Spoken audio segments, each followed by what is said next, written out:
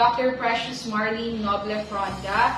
I'm adult diseases specialist, presently practicing here in Tacloban City, Sultan Kudarat, as well as in Lambayong District and Isulan, Sultan Kudarat. So I would like to welcome each and every one of you in our Business Center office located here in Tacloban City, Alunan Highway.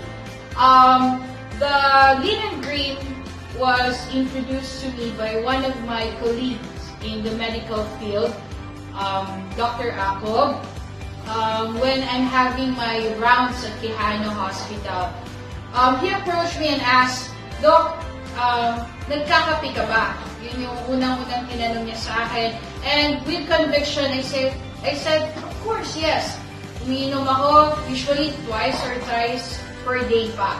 And then, ang next niya na line sa akin, do you want coffee with benefits showing kung ano yung improvement sa kanyang katawan after drinking coffee.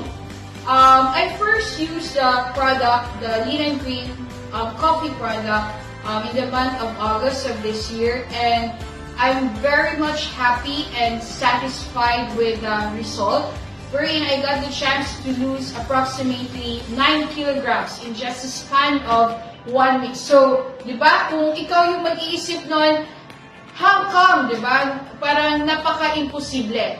But, hindi ako magsisinungaling sa inyo, hindi ako gagawa lang ng story if hindi siya totoo. So, with this product, nakita ko yung kanyang effectiveness.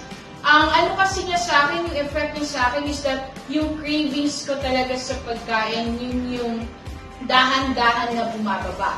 Gawa nga na syempre sa clinic, sa schedule, minsan hindi na proper yung timing ng ating intake of food, and ang nangyayari, order na lang, order na ganito, order na ganyan. But with this, yung na-try ko yung product na yan, yung cravings hindi na ganun kalakas. I mean, yung feeling na hindi ka nagugutom pero hindi mo namamalayan yung oras, pero hindi siya, kumbaga hindi ka nangihina when you tend to drink this coffee. And wala akong na-experience na grabe yung pag-bowel movement, or the diarrhea, mas common na tawag, or any gastric upset, the gastric reflux, as well as yung sumasakit yung ulo or nahihilo.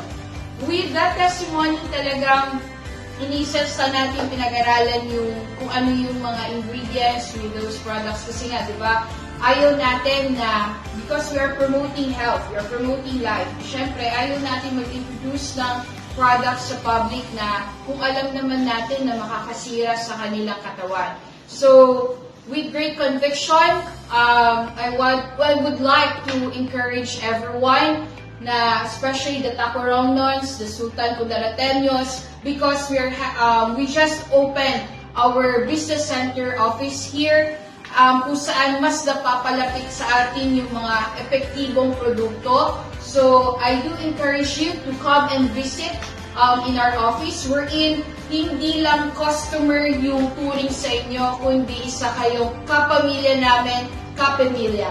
So, I would like to encourage each and every one of you to join our growing family and be one of us. Thank you very much.